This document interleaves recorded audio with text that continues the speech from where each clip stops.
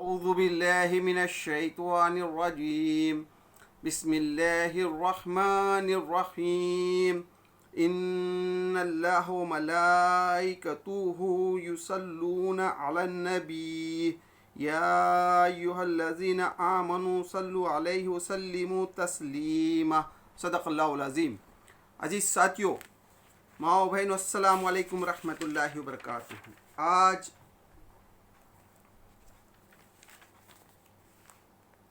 انیسویں تراویح،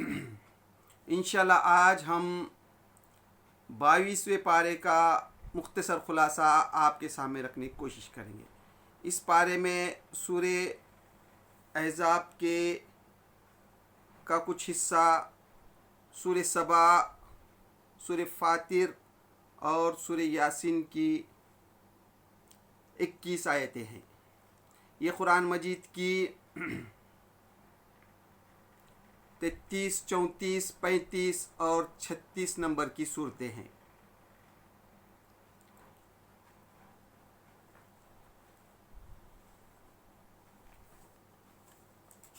سورہ احزاب میں اللہ تعالیٰ فرماتا ہے، اے نبی، یاد کرو موقع جب تم اس شخص سے کہہ رہے تھے جس پر اللہ نے اور تم نے احسان کیا تھا۔ اللہ تعالیٰ جو ہے یہاں پر حضرت زید بن حارث رضی اللہ تعالیٰ عنہ کا ذکر کر رہا ہے کہ اپنی بیوی کو نہ چھوڑ اور اللہ سے ڈر۔ اس وقت تم اپنے دل میں وہ بات چھپائے ہوئے تھے جسے اللہ کو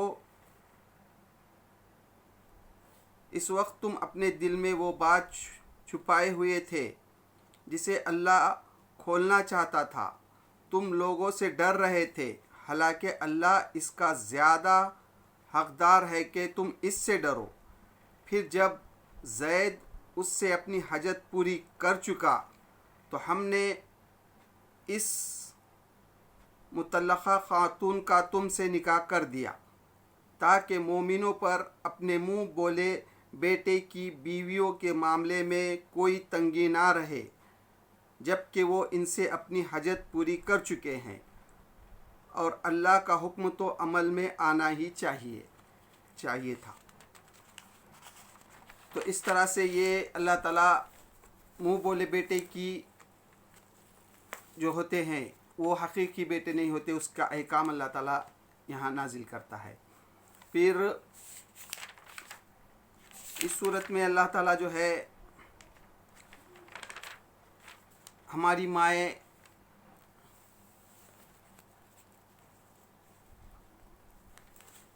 نبی کی بیوی یعنی ہمارے مائیں ام المومنین، ہماری ماؤں کا کچھ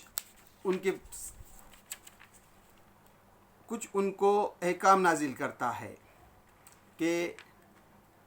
وہ گھر میں ٹکی رہے، اور بہت سے احکام جو ہے تو اس صورت میں نازل کرتا ہے۔ پھر اس کے آگے اللہ تعالیٰ اپنے نبی سے کہتا ہے، اے نبی، ہم نے تمہیں بھیجا ہے گواہ بنا کر، بشارت دینے والا اور ڈرانے والا بنا کر، اللہ کی اجازت سے اس کی طرف دعوت دینے والا بنا کر، اور روشن چراغ بنا کر بشارت دے دو ان لوگوں کو جو تم پر ایمان لائے ہیں کہ ان کے لیے اللہ کی طرف سے بڑا فضل ہے، اور ہرگز نہ دبو کفار منافق سے، کوئی پرواہ نہ کرو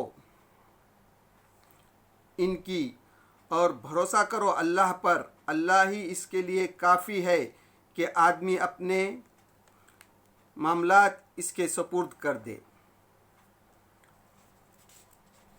پھر اس کے آگے اللہ تعالیٰ جو ہے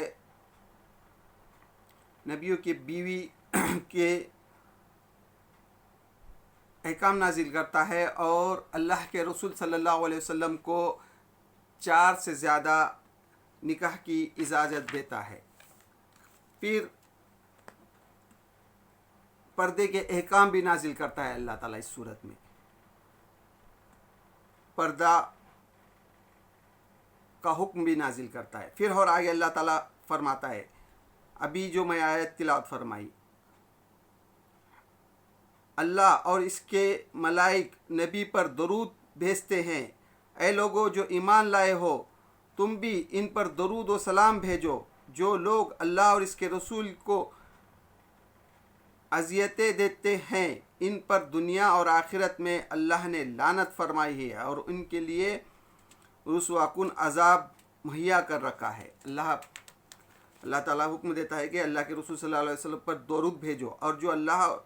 کے رسول صلی اللہ علیہ وسلم کو تکلیف دیتے ہیں اللہ تعالیٰ نے اس پر لعنت فرمائی ہے، وہ بھی کہتا ہے۔ پھر آگے اللہ تعالیٰ فرماتا ہے، لوگ تم سے پوچھتے ہیں کہ قیامت کی گھڑی کب آئے گی۔ اللہ کے رسول صلی اللہ علیہ وسلم کو مشرکین مکہ پوچھتے تھے کہ قیامت کی گھڑی کب آئے گی۔ کہو اس کا علم تو اللہ ہی کو ہے، اس کا علم تو اللہ ہی کو ہے، تمہیں کیا خبر شاید کہ وہ قریب ہی آ گئی ہو، تمہیں کیا خبر کہ وہ قریب ہی آ گئی ہو۔ بہرحال یہ امر یقینی ہے کہ اللہ نے کافروں پر لعنت کی ہے اور ان کے لیے بھڑکتی ہوئی آگ مہیا کر رکھی ہے جس میں وہ ہمیشہ رہیں گے، کوئی حامی و مددگار نہ پا سکیں گے۔ اس طرح سے جو اللہ کے رسول صلی اللہ علیہ وسلم کو پوچھتے تھے کہ تم جو کہتے ہو کہ قیامت کب آئے گی، اللہ تعالیٰ کہتا ہے کہ قریب ہی آ گئی ہے، تم کو کیا خبر۔ پھر آگے اللہ تعالیٰ فرماتا ہے، ہم نے اس امانت کو آسمان اور زمین اور پہاڑ کے سامنے پیش کیا۔ اللہ تعالیٰ نے انسان کو جو دنیا میں خلیفہ بنایا تو اس کا ذکر کر رہا ہے اللہ تعالیٰ، یہ امانت، خلافت کی امانت، وہ اللہ تعالیٰ کہتا ہے کہ ہم نے اس امانت کو آسمان اور زمین اور پہاڑ کے سامنے پیش کیا تو وہ اسے اٹھانے کے لیے تیار نہ ہوئے اور اس سے ڈر گئے، مگر انسان نے اسے اٹھا لیا، بے شک وہ بڑا ظالم اور جاہل ہے۔ اللہ تعالیٰ نے یہ امانت جو ہے تو پہاڑ کے سامنے پیش کیا تھا، زمین اور آسمان کے سامنے پیش کیا تھا، لیکن انہوں نے انکار کرے، لیکن انسان نے اس کو اٹھایا۔ اس بار امانت کو اٹھانے کا لازمی نتیجہ ہے تاکہ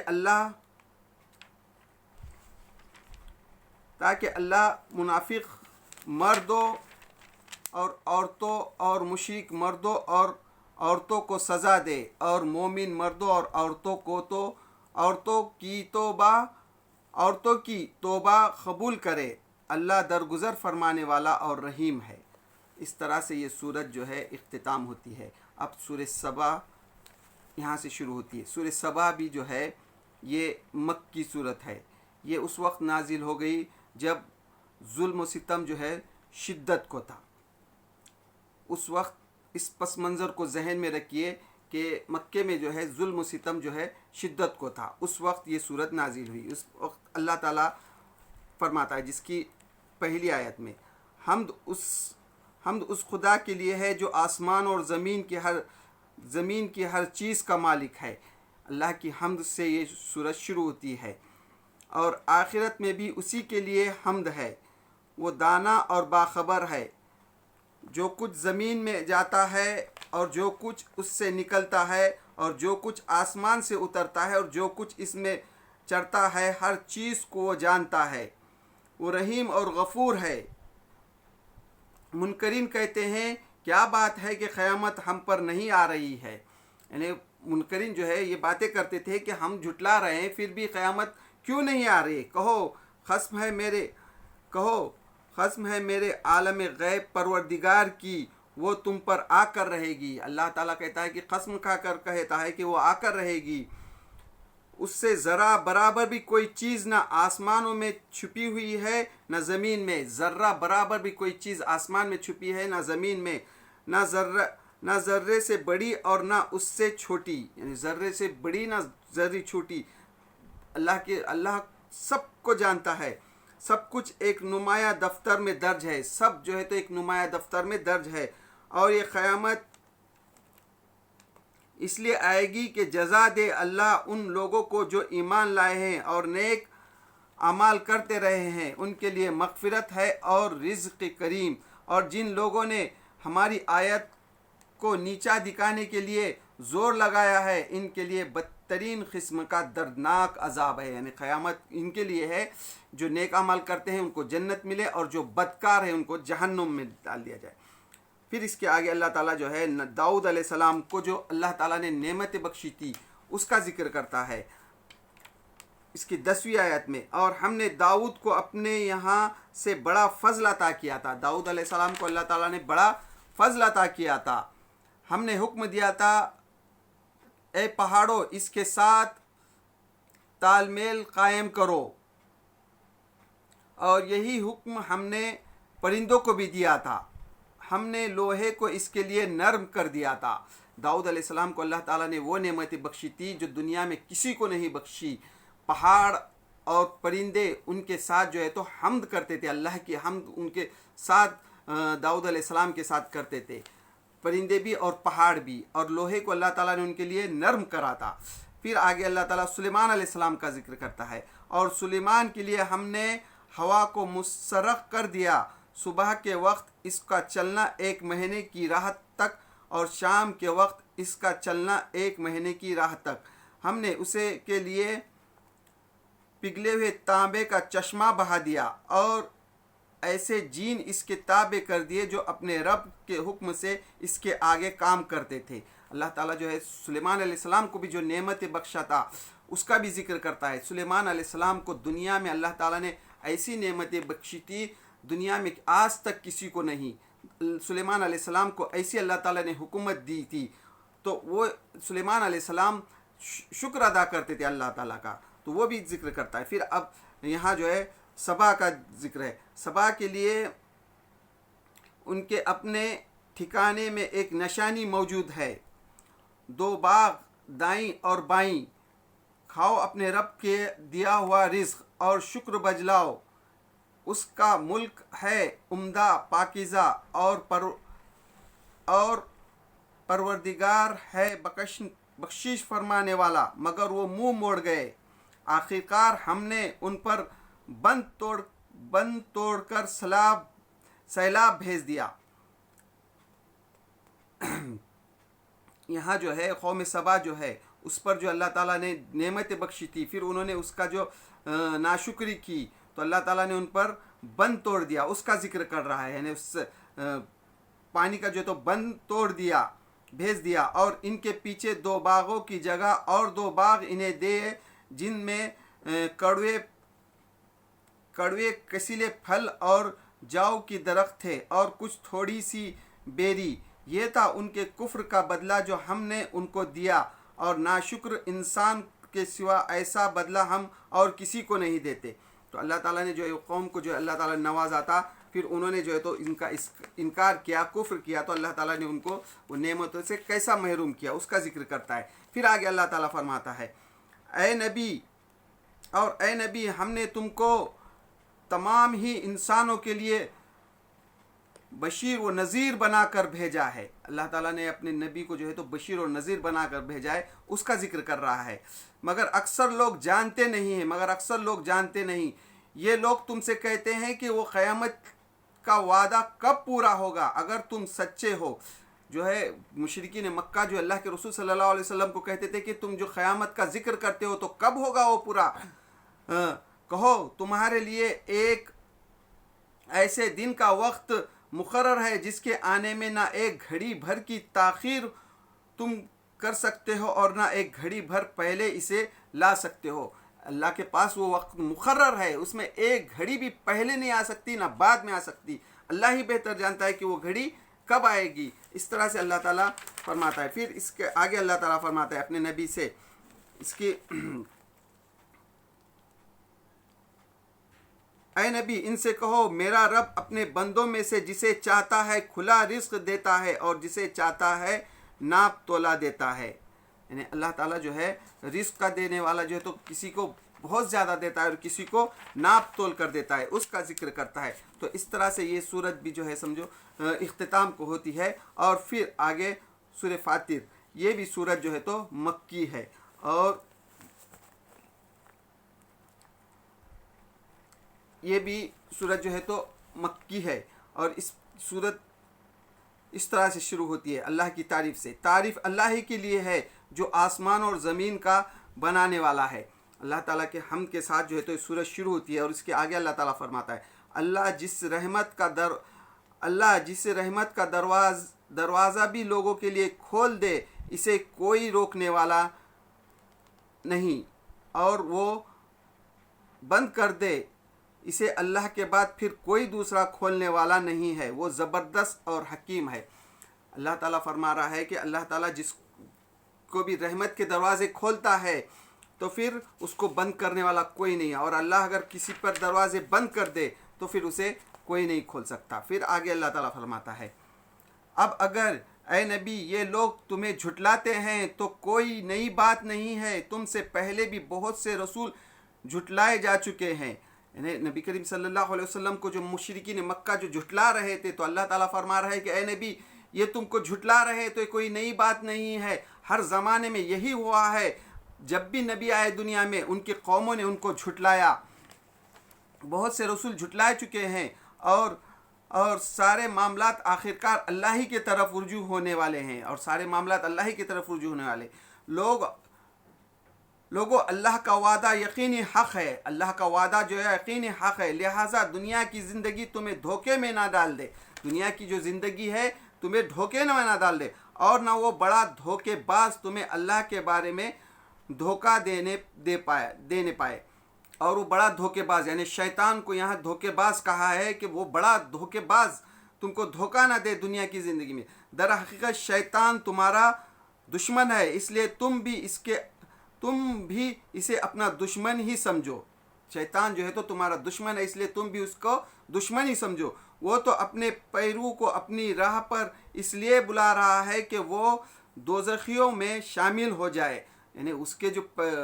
اس کی طرف اس لیے بلا رہا ہے تاکہ تم بھی جو ہے تو دوزخی میں شامل ہو۔ جو لوگ کفر کریں گے ان کے لیے سخت عذاب ہے، جو لوگ کفر کریں گے ان کے لیے سخت عذاب ہے، اور جو ایمان لائیں گے اور نیک اعمال کریں گے ان کے لیے مغفرت اور بڑا اجر ہے، اور جو نیک ایمان لائیں گے اللہ پر ان کے لیے بڑا اجر ہے،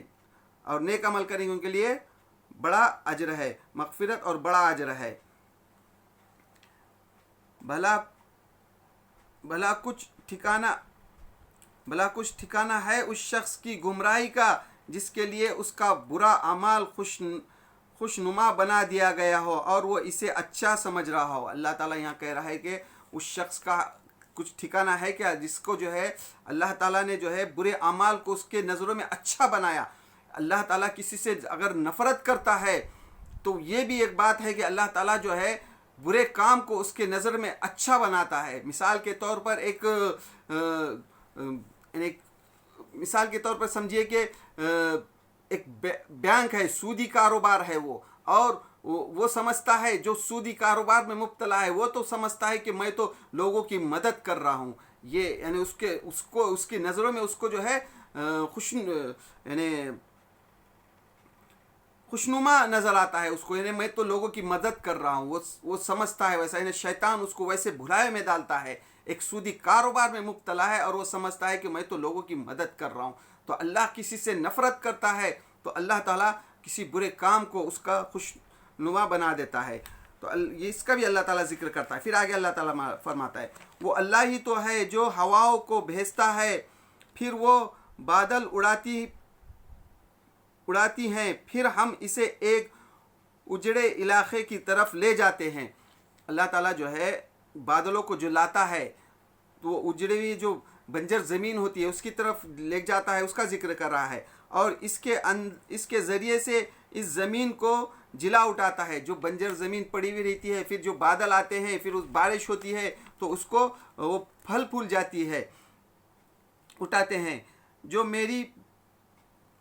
مری ہوئی پڑی تھی، مرے ہوئے انسانوں کا جی اٹھنا بھی اسی طرح ہوگا۔ اللہ تعالیٰ جو ہے کہتا ہے کہ یہ جس طرح سے بنجر زمین پر بارش ہوتی ہے تو جس طرح سے وہ زمین جو ہے اگتی ہے، اس میں پھل آتے ہیں، وہ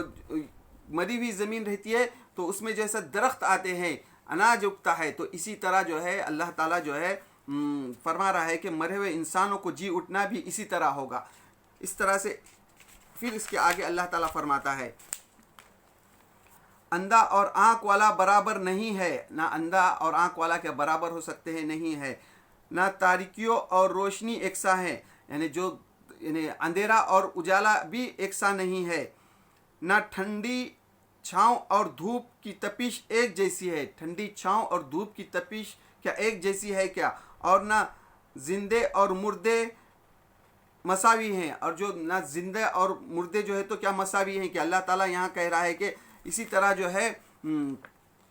اللہ تعالیٰ مثالیں دیتا ہے کیا مرے ہوا انسان اور زندہ انسان ایک جیسا ہوتا ہے کیا، اسی طرح جو ہے تو ایمان والا اور کفر کرنے والا کبھی بھی ایک جیسا نہیں ہو سکتا۔ پھر اس کے آگے اللہ تعالیٰ فرماتا ہے ہم نے تم کو حق کے ساتھ بھیجا ہے، بشارت دینے والا اور ڈرانے والا بنا کر۔ اللہ کے رسول صلی اللہ علیہ وسلم کو اللہ تعالیٰ کہہ رہا ہے کہ ہم نے تم کو بشارت دینے والا اور ڈرانے والا بنا کر بھیجا رہا ہے، اور کوئی امت ایسی نہیں گزری ہے جس میں کوئی متنبع کرنے والا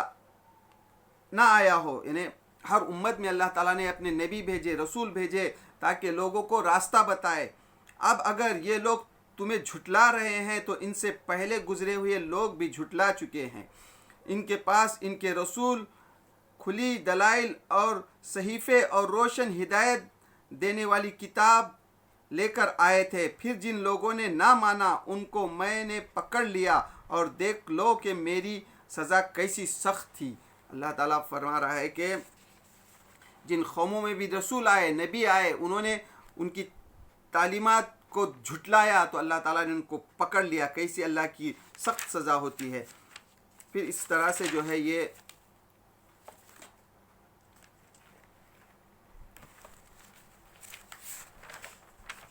سورت جو ہے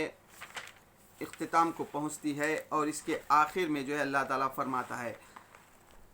اس کی سورت کی آخری آیت، اگر کہیں وہ لوگوں کو ان کے کیے کرتوتوں پر پکڑتا تو زمین پر کسی جاندار کو جیتا نہ چھوڑتا۔ اللہ تعالیٰ جو ہے یہاں کہہ رہا ہے کہ اگر اللہ تعالیٰ ان کے گناہوں پر، ان کے کرتوتوں پر اگر پکڑتا تو زمین پر کوئی جاندار جو ہے زندہ نہیں چھوڑتا، مگر وہ انہیں ایک مقرر وقت تک کے لیے مہلت دے رہا ہے، پھر جب ان کا وقت آن پورا ہوگا تو اللہ اپنے بندوں کو دیکھ لے گا۔ پھر جب وہ وقت پورا ہوگا تو اللہ تعالیٰ پھر ان کو دیکھ لے گا۔ تو اس طرح سے یہ سورت اختتام ہوتی ہے۔ پھر اس میں سورہ یاسین کے 21 آیتیں بھی ہیں اس پارے میں، تو اس طرح سے جو ہے یہ 22ویں پارے کا مختصر خلاصہ میں نے آپ کے سامنے رکھنے کی کوشش کی۔ تو اللہ سے دعا ہے، اے اللہ ہم جو قرآن مجید کو سمجھنے کی کوشش کر رہے ہیں، اللہ بے شک اے اللہ ہم سے جو بھی غلطی ہو رہی ہے قرآن مجید کو سمجھنے میں، اس کو معاف کر دے، اور قرآن مجید کو سمجھ کر عمل کرنے کی توفیق دے۔ وآخر الدعوانا الحمد للہ رب العالمین۔